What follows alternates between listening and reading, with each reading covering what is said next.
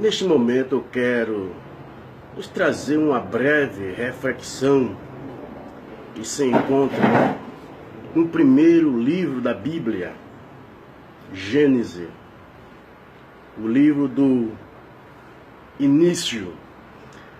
Alguém já dissera que Gênesis é o livro da sementeira, né? Todos os assuntos que vieram a se desenvolver em toda a Bíblia, em Gênesis, nós já vemos a semente. É no livro de Gênesis que nós vemos e tomamos conhecimentos quem é Deus e como Ele criou o universo. Ele trouxe a existência do nada pelo poder da sua palavra. No capítulo 1, nós vemos as seguintes expressões. No princípio criou Deus os céus e a terra era sem forma e vazia, e havia trevas sobre a face do abismo, e o Espírito de Deus se movia sobre a face das águas. E disse Deus: haja luz, e houve luz. E viu Deus que era boa a luz, e fez Deus separação entre a luz e as trevas. Aqui nós vemos as primeiras palavras de Deus. Foram registradas pelo Moisés, o grande legislador da lei, vamos assim dizer, e foi através dele que Deus entregou as tábuas dos 10 mandamentos, as leis morais, ética de Deus para o seu povo. Então, no princípio, criou Deus os céus e a terra. E a terra era sem forma. Quero deixar bem claro aqui. Era sem forma. Alguns dizem, tornou-se sem forma. Ela passou a ser caótica, diz alguns, com a queda de Lúcifer. Mas não é isso que o texto diz. O texto diz: e a terra era sem forma e vazia, e havia trevas sobre a face do abismo, e o Espírito de Deus se movia sobre as faces das águas. Então, a terra estava em um estado caótico, coberta por água, mas o Espírito Santo de Deus se movia sobre a face das águas. Como diz alguns comentaristas, como uma galinha que estava chocando os seus ovos, aguardando o dia pelo qual os seus pintinhos iria aparecer. Então o Espírito Santo de Deus se movia aguardando um tempo pelo qual Deus iria dar forma à terra. E finalmente chegou este dia, e a primeira ordem de Deus foi: e disse Deus, haja luz. Luz independente dos sistemas solares. Depois é que Deus vai criar os grandes luminares, o sol para dominar o dia, a lua para dominar a noite, e depois cometas, os satélites e todas as estrelas, os céus planetários. Então chegou o tempo de Deus dar forma àquilo que estava caótico. Então ele chamou a existência pelo poder da sua palavra. É o único que pode criar sem se utilizar de obra-prima. É Deus. No entanto, quando nós lemos a forma pela qual Deus criou o universo, é motivo para o cristão e todos aqueles que acreditam na Bíblia depositar sua confiança neste Deus, porque para ele não existe nada impossível. Para ele todas as coisas são possíveis. E Abraão, tendo experiência com este Deus, ele depositou esta sua confiança neste Deus a ponto de acreditar, baseado em uma promessa que Deus fez a ele quando a sua esposa Sara era estéril e Deus abriu a sua madre. E Deus fez uma promessa que através dele seria bendita todas as famílias da terra. Mas depois Deus o submeteu ao teste a sua fé. Nós vemos em Gênesis capítulo 22 que Deus pôs à prova a fé de Abraão.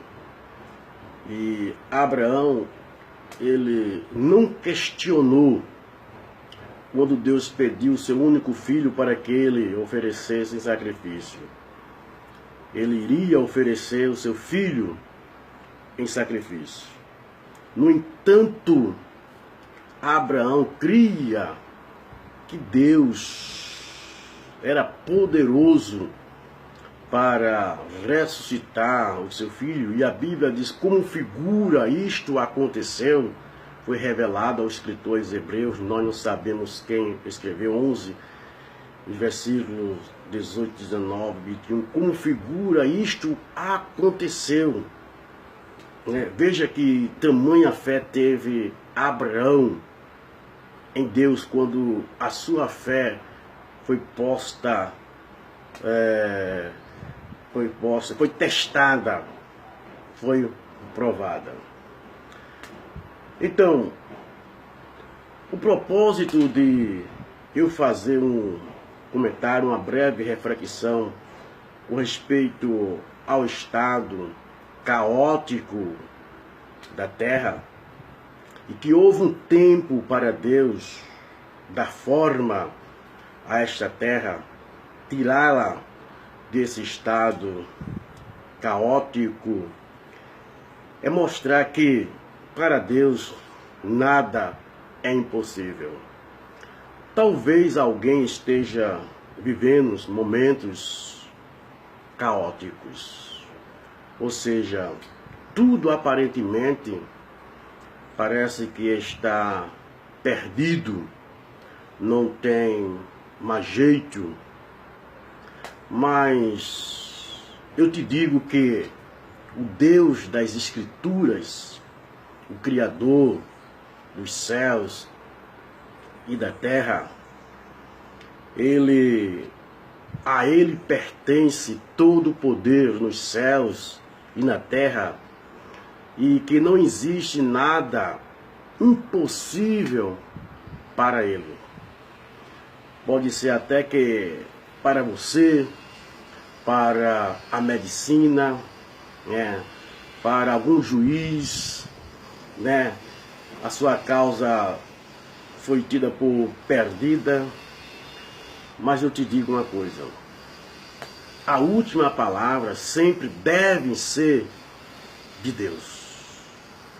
Então, se você confia em Deus, que Ele é poderoso, então Ele pode mudar o quadro dessa sua situação que você está passando. Jesus deixou bem claro que os seus seguidores, a sua igreja, neste mundo eles iriam passar por tribulações, mas que nós deveríamos ter bom ânimo. Jesus venceu. Então nós também podemos vencer todos os obstáculos, tudo aquilo que surgem diante de nós. Estar com Jesus, viver com Jesus, Jesus está conosco, não isenta de problemas. A Bíblia deixa isso bem claro. Quando Jesus estava com os seus discípulos em alto mar, surgiu problema, naturalmente irá surgir problemas.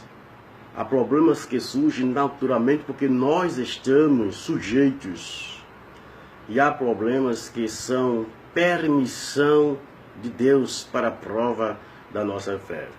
Então, quando Jesus estava com seus discípulos em alto mar, surgiu um problema da natureza. Alguns dizem que Jesus iria para Gadara e ia libertar um homem que estava possesso e um demônio. E aquela tempestade que se levantou foi causada por demônios, seja qual for o motivo. Mas Deus é poderoso para controlar a natureza, as forças satânicas, Ele tem o domínio. Então surgiu aquele problema em alto mar, com Jesus, com os seus discípulos no barco, e Jesus estava dormindo como homem. Ele era 100% Deus e 100% homem. Então ali ele estava dormindo. E o que fizeram os seus discípulos? Eles começaram a resolver aquele problema. Era natural surgir tempestade no mar, só que aquela tempestade foi diferente das outras, porque fugiu do controle dele. Eles não puderam resolver aquele problema. É isso que acontece com cada um de nós. Há problemas que surgem em nossa vida e naturalmente nós iremos tentar resolver aquele problema e às vezes conseguimos viver tais problemas. Mas há outros que fugem da nossa condição, né? E nós não podemos resolver. Então é nesse momento a quem nós devemos recorrer, né? Aqueles que não têm uma experiência com o verdadeiro Deus, eles ficam desesperados e tomam as atitudes precipitadas. Mas o cristão jamais poderá tomar atitude precipitada em meio aos problemas que surgem diante dele. Ele deve tomar o caminho certo. Qual é o caminho certo? É clamar ao Senhor. É fazer ciente ao Senhor, como o apóstolo São Paulo diz, as nossas necessidades, nossos problemas. Nós devemos apresentá-los a Deus nesta certeza que Ele irá responder e nos dar vitória. Então, neste momento, talvez esteja falando agora para alguém que foi surpreendido, que está passando por problemas em sua vida, que foge, né, por causa das suas limitações. Você já tentou por todos os lados, por várias pessoas, e não resolveram esse seu problema. Eu te apresento o Deus da Bíblia, né, que chama à existência as coisas que não existem. O domínio, o controle do universo está nas suas mãos. E o domínio de todas as pessoas também está sobre Ele. Então a Ele pertence todo o poder, todo o domínio, seja na terra, no céu e debaixo da terra. Então, para tudo há um tempo e há um propósito. Espere em Deus. confie em Deus, que Ele com certeza vai reverter essa sua situação.